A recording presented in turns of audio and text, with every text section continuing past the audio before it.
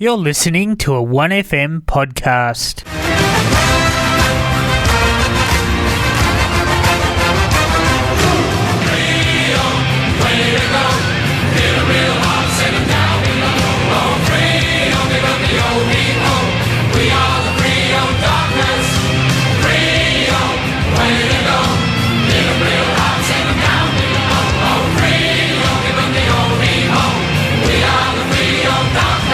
And welcome to the AFL Opening Bounce. I'm Jason Aspland here in the studios, live and local of 1FM, as always on a Friday afternoon. And a big thanks to the Queen of Radio, Di Hunter, for a couple of hours of music. Great to follow in your footsteps here, Di. See, they do let me on air, they just don't let me play music, that's all. As long as I'm talking, that's okay. But we love your music, Di. Good to see you're in on a Friday afternoon. And a big week in football coming up, some retirements, all the ladder positions pretty much right from top to bottom are all up for grabs. Decide where you want to finish, pretty much teams. But to tell me all about it, I have the two suspects as usual in the chair. Sydney the Bridge, how you doing? I'm great. Good to be here. Thank you very much. Interesting days in Shep, hey? 12 COVID cases. Up to 12, yes. Up to, that's right. There's more to come. Apparently 2 families. So everybody, just keep your distance from everybody. That's the best part. You go into a shop, wash your hands, do all these things. Just keep yourself safe out there. And Mark, welcome Mark, the Statsman Owens. Hello boys, hello listeners. I can't believe we're at round 23 on the doorstep of the finals, and where is the season gone? It only feels like yesterday that we were sitting in here just ahead of round 1 and talking about what we thought was going to happen in season 2021, and now here we are. The three of us have probably got most of it wrong, or what we said at the start of the year, but anyway, we're here, and it's great to have AFL tonight, starting off with the National Indigenous Radio Service. Of course, the Western Bulldogs taking on Port. It's a big game coming up tonight, and we will get stuck into that a little bit later. But just as you're saying, Bridges, there 12 cases in Shep. Just have a think about where you've been, what you've done, and don't do anything you don't need to do in the next little bit. Until the government releases out some information with our Tier 1, Tier 2 spots, like Shepparton's going to light up it's going to light up as a hot spot. You don't know where you've been. You don't know if you were in one of those places yet. So don't go just to do this or do that just for the sake of it. Stay home for tonight and wait and see what happens in the morning, and then you'll know whether you're one of the ones that need to go and get tested or whether you just need to stay and hide for a few days until it all blows over. But the 12 cases, yes, 7 of them local were, I don't know about the last 5, but the first 7 were all the same family group. So, and they were waiting on tests of other family members in that group. So they still may all be contained in that one little spot, I think was the hope of Dan Andrews, and that could be why we're not already in lockdown and doing this via phone interview almost. Oh, a lockdown's coming. You can feel it. They do like their lockdowns. But if it works, it works. Look, let's get Shep clean again, and we can go back with our lives. Well, last time this happened in Shep, we had some cases. Everybody did the right thing. They all went off and got tested and stood in line for 6 or 7 hours if they had to, and they did what they needed, and we got rid of it quick. So we would hope that Shepparton wants to do that again, and already it's driving past the basketball stadium has got testing going. I'm not sure what time they're finishing. I know it was set to finish at 6 o'clock, but I would hope that they keep those doors open and get a few more tests done. And they said that the focus straight up is if you're part of the St Mel's cluster, that you should be really trying to get tested. If you're part of that, we're at that Tier 1 site, get in first, and because you're the priority, because we've got to trace it back from place to place, and can't do that till we've tested everybody. So that's where we're at with it. But let's move on from COVID, and let's let our minds drift to football for a while so we can do something different. And it was a huge week in football. We started Friday night with Giants or the Tigers. How much do the Tigers want to play finals? And I thought they might have actually given us a bit more than they did. But the Tigers they kind of said we want to be ninth men again, and they're working well towards that. 16 goals, 10, 106 to 10 goals, 7, 67. Tigers did it easy. No, the Giants did it easy. Giants did it easy, I mean. They looked as good as the week before against the Cats. Now, I think they're almost assured of a spot in the 8. That, if they can bring that brand of football, then they could go a fair way, Statsman. in the finals. Yeah, I agree. They're calling it the Orange Tsunami at the moment in that midfield. But they lose Toby Green. Timmy Taranto just steps up into the role perfectly. 4 goals. Yeah, off that high half-forward role. But, gee, they just got him in marks around the ground. They out-tackled Richmond, forced Richmond into errors.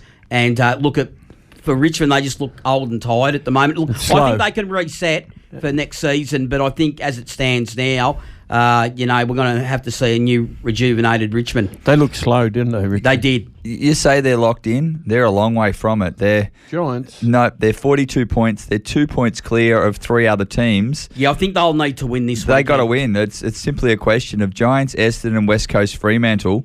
Whichever 2 of those win, go in pretty much. If only 2 win, they get their spot.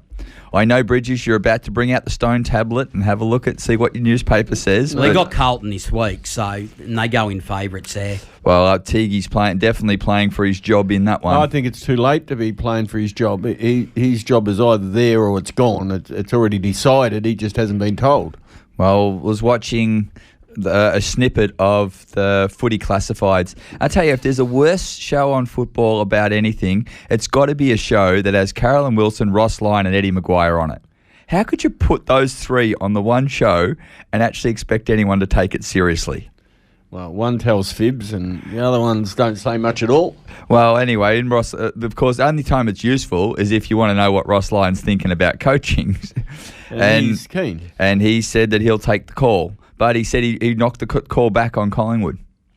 And he reckons that it was the kerfuffle up in the management. That's right. Too much bad chemistry going on their stats. He thinks you guys are just a rabble and doesn't want to get his name attached to it. That's fair enough. I mean, each to their own. And if he doesn't want the Collingwood role, that's entirely up to him. Look, I can see what he's saying at the moment, though, in saying that there's a lot of board disharmony at the moment. We're still not through those waters yet, so it's going to be interesting to see who we get in the coming months to coach. You're right. Look, the board's got to fix that before you put in a coach, don't they?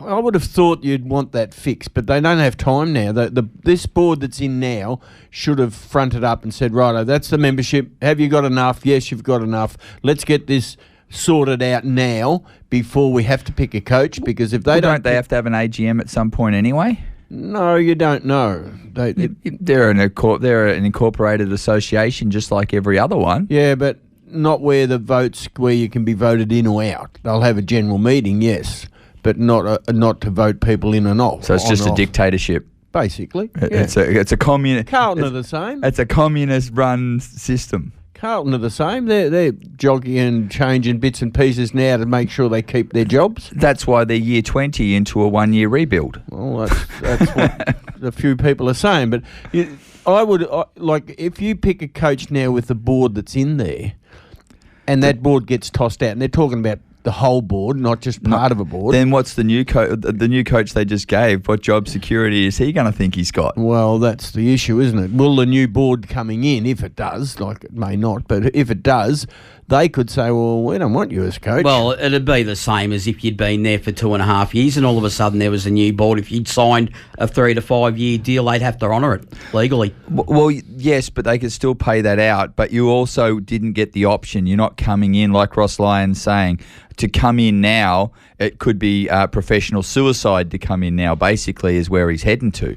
Now, his history ain't real good to start with as far as winning grand finals. You can get them there. But see you later, Di. Di Hunter's just leaving the building, everybody. She's done her job. Thank you, Di. See you breakfast. Now, let's move on from them. Let's move on to a guy who is going out with a bang. He is proving that the Hawks made a mistake, and that is Clarko. 9 goals, 10, 64 the Hawks. Down the Doggies, top of the ladder Doggies, or near enough to. 5 goals, 7, 37, and the Dogs were never in this game. Not even for 5 minutes were they in this game. No, I'm not sure where they're at, the Doggies. It has to come back to their selection panel. Chocolate. Well, Chocolate, but why would you can see that English has come back from, he got concussed early in the year, most people wouldn't know that. But since he's come back, I don't think he's played a really good game. They say he's not himself. He's not playing well. He's not winning the rucks, and he's not going forward kicking goals. So how about bringing him in some help? Why have you got Sweet And now Steph Martin, Well, I believe, I'll double He is check. fit enough, but they weren't sure that he was quite there physically to get through a game. Well, then play him half a game in the forward line. Stand him at full forward for the rest of the time.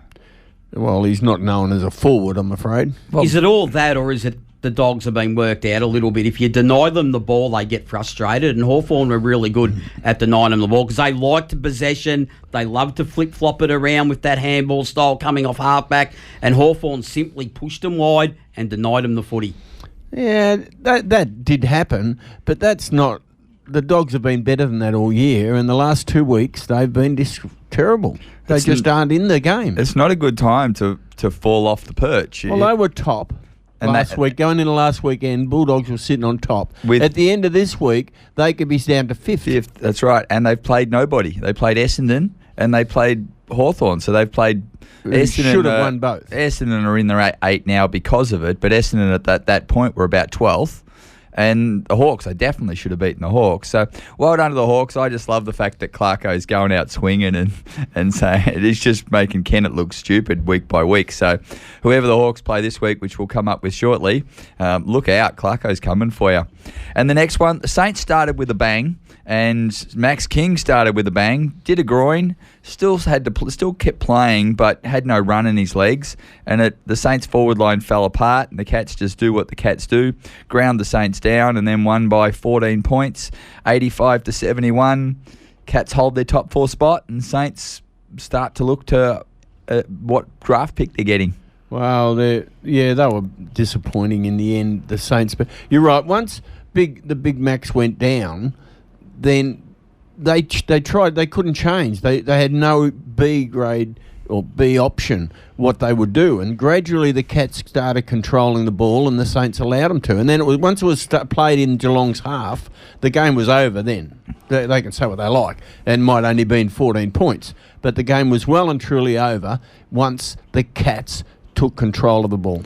Why didn't Membry get sent to the forward line to be that new lead-out forward? Max couldn't run. No. Max could only stand and go in the packs. And what Max has shown us is that he's too skinny to stand in the packs and take the big pressure marks yet. But if you get him on a lead and he can reach out, no one can stop him from behind or anything. Now, he couldn't do that. Membry or somebody else, even Dan Kent needed to go and take that role, but he didn't do it. And every time the ball got bombed in, it came out, and it came out fast. But instead, they should have then dropped their eyes and gone past it around and whatever.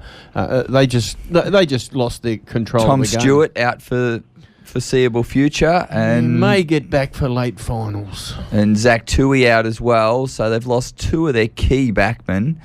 That's got to be a worry as a Geelong fan.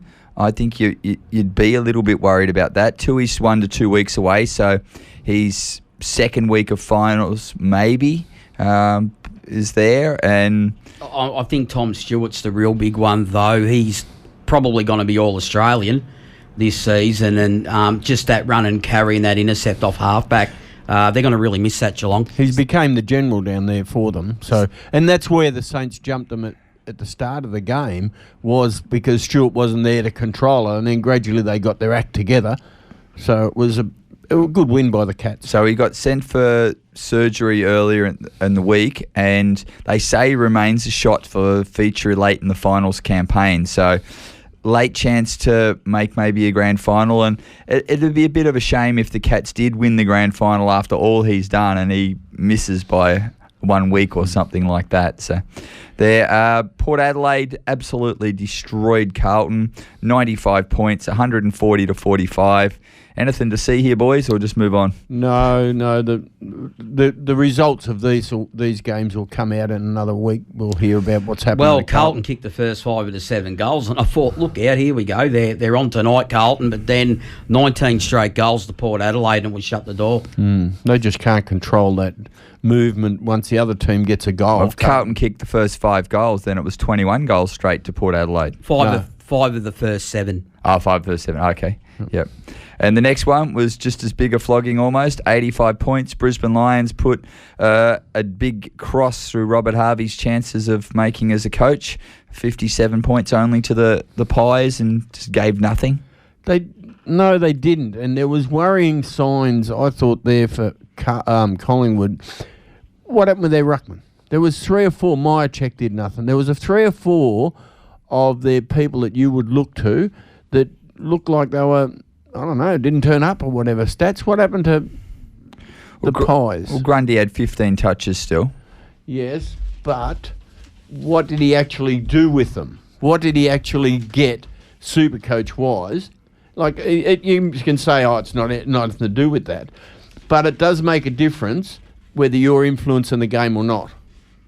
Look, they were good for the first 40 minutes, Collingwood, but Brisbane up there at the Gabba on top of the ground, they're very hard to stop, and they got a real big advantage when they play up there. And at the end of the day, that they were just too good for Collingwood. Their forwards clicked on the evening, their midfielders got plenty of the ball, and Collingwood just had no answers. The next one was a good game, North Melbourne and the Swans. Ended up being 14-point winners to the Swans. But again, North, 77 points on the board. They're able to score 91 to the Swans. There's hope for the North Melbourne come next year. They're going to finish bottom of the ladder. They're going to get the number 1 pick. What's his name? Hope, is it? The South Australian kid. So they've already, in their own mind, realised that was pointless even looking at the other Darcy two. So who is the best kid outside those two? And I hope they're not as silly as what Adelaide were last year. They went for Ugle-Hagan, but Dogs were going to take him whatever. That was just silly. And so now they are carrying the number 2 pick around instead of carrying the number 1 pick. North will want that number 1 pick. They will want him to be pulling on a blue and white jumper, and if it has to be the third guy, whatever. He still becomes the number 1 pick, and he gets the 10 grand as well. Yep. And then Sunday we moved into a big one where Melbourne had to win to keep their top 4 hopes alive, and in the end ended up on top of the ladder, 104 to 63 against the Crows. No Tex Walker. The Crows have just got no forward line. They've got to make a deal with Tex or whatever to keep him, or bring in a new forward, or their future is looking pretty grim. There's nobody, like the big fella down there, I can't think of his name. Himmelberg? No, the other one. Fogarty. He kicked a couple. And he can take a mark or whatever, but he's not going to win games for you. He's not going to change the game for you. He's not going to step up and kick 3 in 10 minutes or whatever. And if he's your best forward, then where do you go? That's right. That's what I mean. Looking at the future, they've got a fairly young list. They're obviously in a development stage of that list, but there's no Max King in there coming through in amongst that group. There's no Ugle-Hagan in there. Tex Walker is their forward, and I think they need to find a way to keep him, and they need to draft or trade or do something to get somebody in for the year after when Tex is, or next year if he's not there. But Melbourne... Well, Phil Thorpe is the guy they've picked, but is he a ruckman or forward? And he's had a few good games. It's his first year, so he's the number 2 pick, by the way. Number 2 pick, yep. He has got potential. He looks like, to me, he's going to be good for them, but it'll take another 3 or 4 years.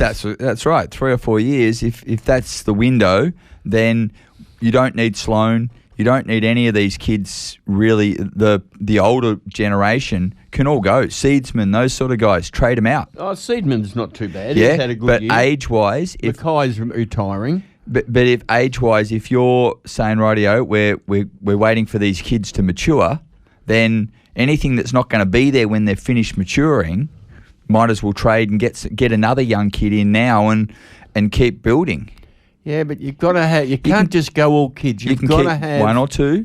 You've got to have more than that. You've got to have 6 or 8 that are old and mature, a couple of back ones forward. You need them all over the ground, not just 1 or 2, to actually teach the kids.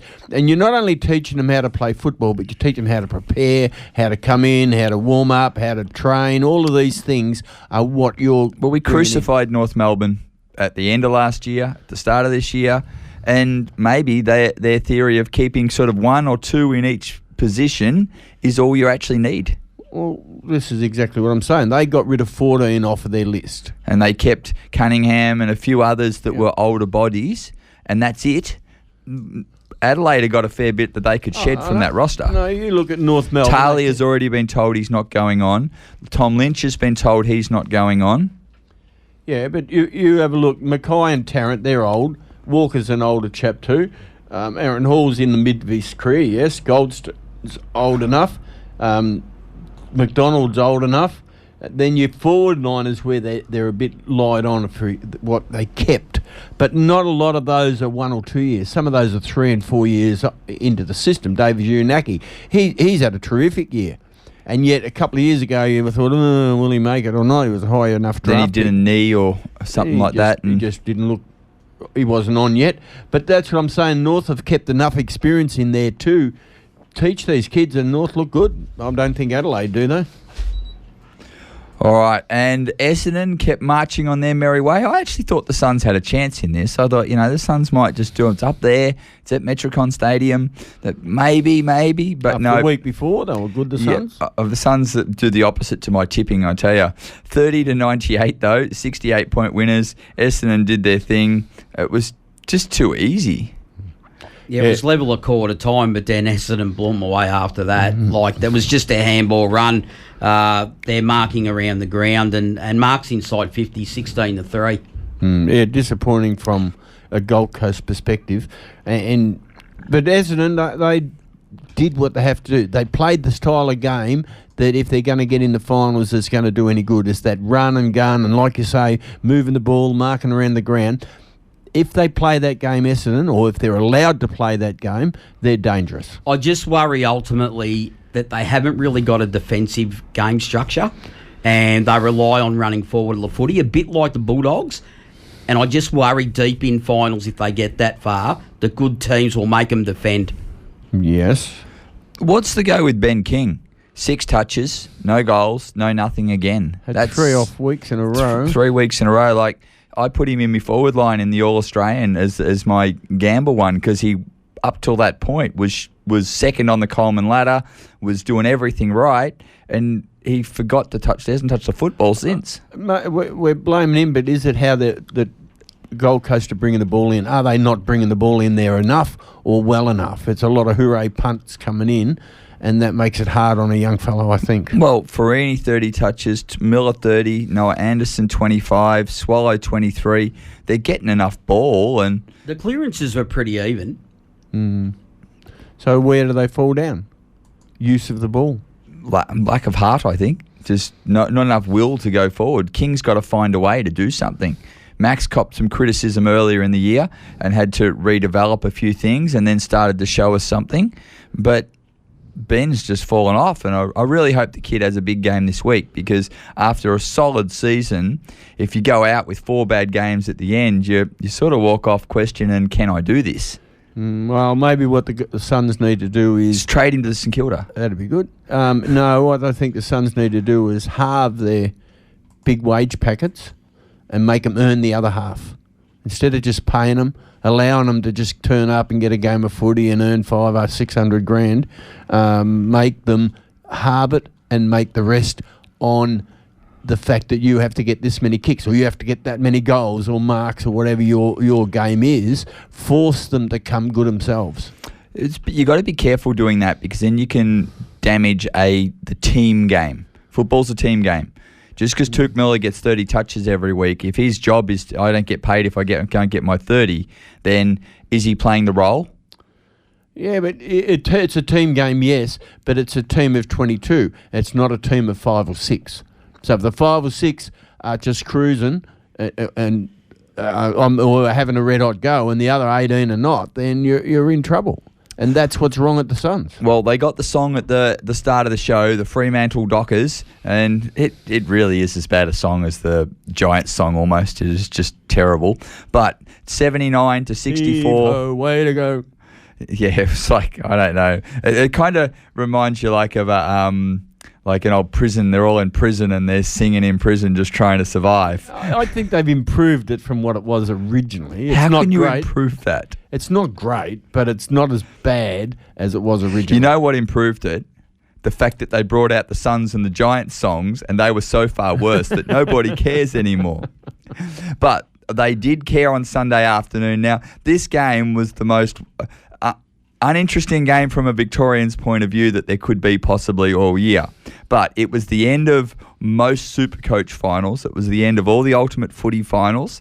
And there was thousands of people out there playing in grand finals, me included. I was in 3 of them, hanging on this game, watching the points moved bit by bit as each player got a possession, and it was a game that was very well watched in my community that I'm with, just based on that. And to see Freo step up at the end and come over the top was really, really good because they were challenged. Look, a blinder of a first quarter from Freo, 8 goals. That was an absolute cracker first quarter. They did not allow West Coast to get into the game. They were kick straight, which is unusual for the Freo. They did a terrific job. And then gradually you seen West Coast grind back in the game, and it just looked like the Saints-Cats game all over again. They got back to a couple of points behind the Eagles did. Yep, in the third quarter. But in the last quarter, Freo were able to stabilise, and they held on, and then they I thought it was a terrific game. Loved it. Thought Freo were fantastic, and good to see West Coast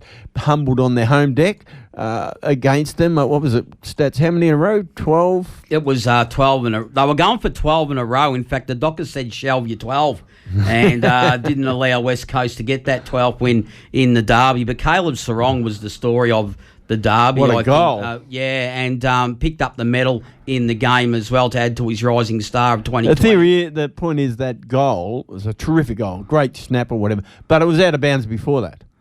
That doesn't matter. He didn't put it out of bounds. No, he didn't put it out of bounds. No, the other guy kicked the ball or tried to kick the ball, and it was a foot out, or 18 inches outside the boundary line. The umpires missed it. The camera went on TV, they showed it, and they showed that angle once that showed it was out of bounds, and they quickly jumped off it and only went back as far as him getting the ball because they didn't want to show that. They didn't want to undo how good it was. But for those who didn't see it, he was basically pushed in the back on top of the ball on the boundary line, about 5 to 8 metres from the point post. He picked up on 1 foot before he'd even got really his balance and snapped it through for a goal. It was the only couple other people I think could do that. It's a Stephen Milne, Eddie Betts type of a goal that was, and it's come from a midfielder who's not a goal kicker. 2 disposals, 6 tackles, 2 goals, plus the one you were talking about. There's some sort of controversies coming out of it, and this happened apparently in last year's grand final to the Norm Smith. A couple of judges were upset the fact that they were made to give a decision with about 7 minutes to go in the final quarter for the voting for the medal. Well, you shouldn't be given it 7 minutes before. You should be waiting to blow on the siren and then giving it. How can you possibly give who's best on ground before you figured out in a close-ish game who actually stood up and did the job? At the end of the game, that's right. They could change your votes quite dramatically. Sure, they picked the right guy and they did well in the end, but one of the judges said, I was so glad Fremantle won in the end because I picked Caleb Sarong, but we had to do it early. Yeah, I don't think that's right, is it? No.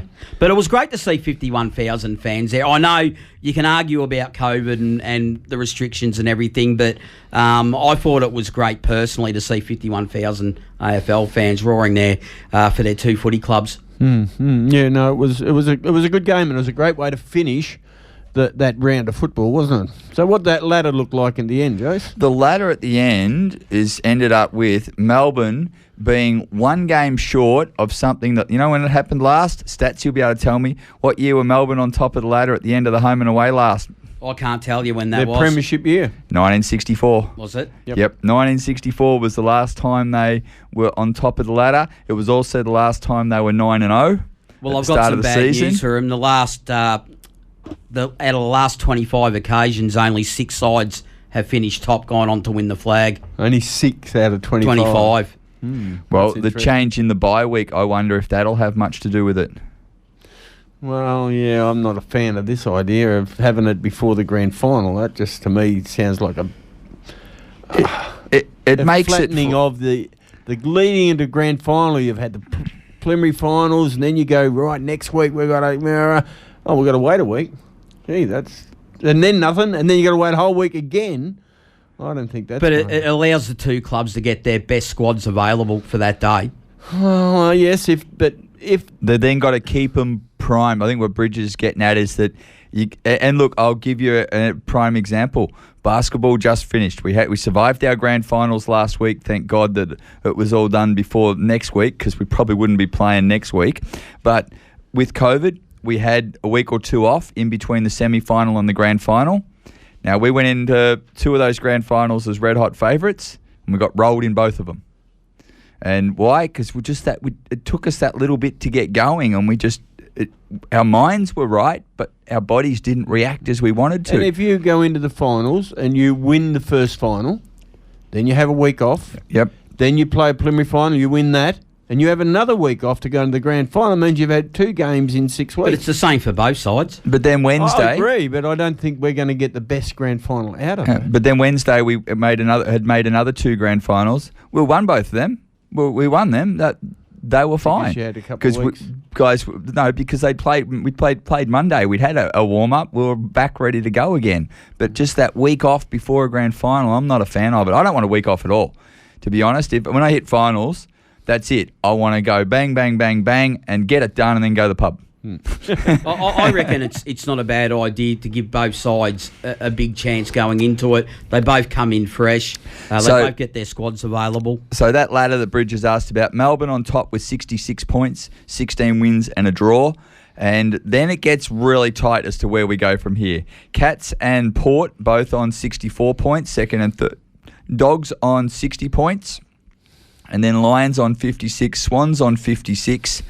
But the Swans' percentage is too low to get them, unless there's an absolute flogging either way in their games, to get above the Bulldogs and make top 4. So I think fifth is about... Brisbane or Bulldogs? It's Brisbane or Bulldogs. Well, yeah, it's Brisbane or Bulldogs, because Port Adelaide and Geelong are at 64 are guaranteed top 4. But whether they get a home final or not has a lot to do with who wins games as well. Because if Melbourne lose to Geelong, then Geelong takes top spot and they'll go to second or third. You could go from being top of the ladder to playing Port Adelaide in Adelaide. Big difference. Then we get down to the bottom end of the 8, and Brisbane and Swans, pretty tight. Giants on 42, and then Essendon, West Coast and Fremantle all on 40, and the Tigers on Saints on 36. Well, it would take beyond a miracle for the Richmond to make it in. Saints' percentage is terrible, but Richmond need all 4 of those teams to lose, or at least all 4 of them to lose, and absolutely flog whoever they're playing this week. So yeah, I can't see those really happening. Like West Giants Coast should beat Carlton, theory, and West Coast will probably lose to Brisbane. In Brisbane, that's right. So that's not going to happen. So the ladder's set, is what you're saying, Bridges? I think the ladder's set. Essendon, who are Essendon playing? Just off the top of my head, we close the page. Collingwood. That's the actual broadcast game on Sunday for the National Indigenous Radio Essendon Service. should beat Collingwood, and so the final 8 is set. All right, we're going to jump the top 4's not though, but the final 8 definitely. Well, let's jump is. to a sponsors break. On the other side of the sponsors break, we've got some big topics, some superstars, some spuds. We've got plenty to talk about before we no doubt run out of time as always. But you're listening to the AFL Opening Bounce, brought to you by Pat and Tina's BP service station, which is up the north end of Shepparton there. If you're going up to get your COVID test or bits and you need fuel, you'll be able to see the big green BP sign there. That's where you should always get your fuel. You're live and local here on 1FM. Pat and Tina's BP service station North Shepparton has been serving people living in and visiting our region for now more than 50 years. There's no other place you can still experience driveway service delivered with a smile, the old-fashioned way. Supplier of BP Ultimate Fuels, they will wash your windows, check under your bonnet, and even do your tyres while you wait. Next time you're filling up, do it at Pat and Tina's BP service station, GV Highway, North Shepparton. 1FM sponsor.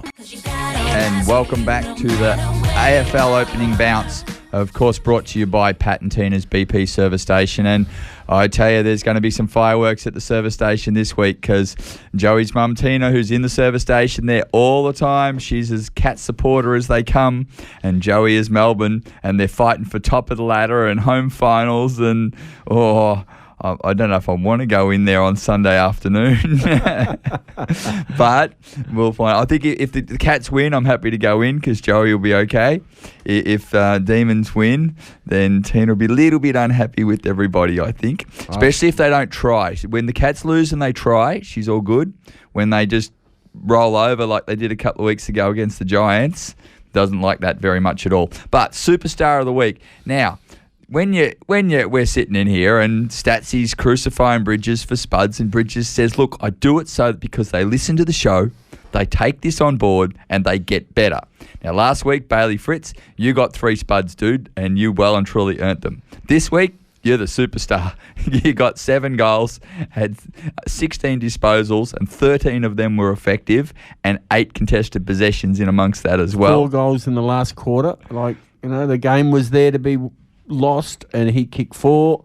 Look, that's proof. A week's a long time in football. It's proof that he can do it. And I benched him in the Supercoach finals, by the way, because I got sick of getting the 30 when he didn't do any good. Exactly. You can't just fade in and out. You've got to make effort every week. He made the effort last week. The week before, he made no effort at all. And that's why you wear spuds. I'd like to thank J-Dub for coming second in that in the Supercoach League. It's all good. Thanks, Jace. Thank you for turning up and everything like that. I do enjoy my crown. And Jason, yeah. Yes, and I have to give congrats to, and sadly this is really hard, but I have to give congrats to my little brother Brocky. He rolled me again. Only Freo supporter. Only Freo supporter in that league. I've been in it 3 years, same team as the Dynasty one. I've come second 3 years in a row. I'm kind of feeling he's like... won 2 out of 3. I think I'm going to change my team to the Ross Lions. Has he won 2 out of 3 or 3? And he's won 2 out of the 3, yep. Yep, and Brett won the other one. So good wins, Brocky. Yep, but comes second 3 years in a row. Like, what am I doing wrong here? There's something going on. All right, now, besides a superstar, there is other superstars of the league stats that are hanging up the boots, and I thought we might pay a bit of tribute to some of these guys because they're not just everyday players. They're some of the best the game's ever had. Who are you got in your list there at the moment? Oh, there's a fair few, actually, that announced their retirements. For Adelaide, Tom Lynch, David McKay, Tyson Stengel, and Daniel Talia. Of course, Talia. Yeah, Talia. Now, some of those, I believe, have been told to retire. They may still go on Stengel's around. like 21 or 22 years old. No, he's older than that, I think. I don't think he's very old. And he made mistakes. He's made silly mistakes. He's been told you're not getting a new contract. Eddie Betts, of course, at Carlton. That's probably the biggest one of the week. Levi Casbolt and Mark Murphy are all hanging it up at the Blues at the end of the season.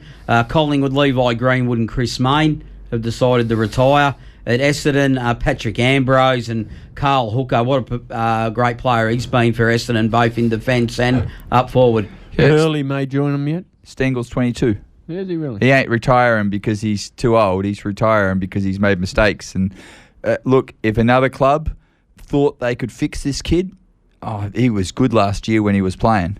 He's shown me enough in that time to show me he could play, but he made mistakes. But Eddie Betts is a huge one. For Freo, Reece Conker, the defender, and Stephen Hill, the midfielder, have both announced their retirements. For the Suns, not the Swans, Jared Harbrow, of course, local boy from Roopna, defender. And he's been a good servant to the Suns over the years. Like, he was one of the original Do the Roopna Cats get him back next year then? That's quite possible. Oh, that'd be a boost to them. How good would that be, getting some of his talent come back into your side? Sean Burgoyne of Hawthorn, Jonathan Patton, Tom Scully are all calling it a day. At Port, Tommy Rodcliffe, another local, Benalla boy, he's calling it a day. I'm surprised that he's announced it ahead of finals, though. But he's just been in. He was injured early, and he just hasn't been able to get on the park. So I think it's just injuries. Two big defenders for Richmond, David Asprey and Basher Hooley. Basher's a big one to lose, I reckon. He's still got footy left in him, Basher. I know he was a little injury prone this year, whatever. But gee, he's a good player though. St Kilda, Sean McKernan. He's the younger brother of Corey McKernan and Dylan Robinson. He's a defender. Apparently, he left back in April though. Yes, there'll be a season. couple more there. Yeah. Frawley will go. I think there'll be a couple more from Saints who'll walk out the door. And at the Dogs, Ling Jong's called it a day. Poor bugger, he's had a hard run with injuries, and when he's playing, he's a good player, but he just falls to injury. And talk about young players. Dan Venables from West Coast Eagles has called it quits. He got badly concussed, and he just hasn't got over it, and he's been told no more. You can't physical. play footy. Yep. So that's a real tragedy. He's only 22 years of age. Yeah, that's a harsh one. I think he played in the Premiership. West Coast beat Collingwood, I think. I'm not 100% sure if he's a premiership player at the club, or did he miss? No, I think he did. We'll have a look at that. We'll check that out. I think the probably the three biggest ones in all of that are Eddie Betts, multiple Goal of the Year winner, and just in essence, the fun guy at the club. He just has that smile on his face no matter what's going on in the situation, and always looking to make things better and try and fix things. So that's going to be a huge loss to the football on the field. But I hope he finds a job, and I hope, he seems to be a Carlton man. I hope they find a way to move him from mentor in the forward pocket to coach mentor of the forward line, because I don't know whether Milne ever became much of a coach, but if you want a coach that can do it, it's got to be some guy who doesn't miss. Oh, yes, Milne did. He went and coached a couple of premierships in the VFA. Yeah, Venables did play in that premiership, Yep, 2018. thought he did, yes. So that's good. As an 18-year-old. Probably only got the game because Shepherd was injured. He would have been 19. 19, Yep. And the biggest of all has got to be Burgoyne. 4 premierships, 407 games in the end. That's a big career in 20 this. years. That's a big section. Do you sure it's 20? Yep. What? How old is he? Oh, 450. I don't think so. I think it's 15 years. 39, I think. They said he was 15 years on the radio earlier, so... We'll find out. But when he came across from Port, a lot of people bagged Hawthorn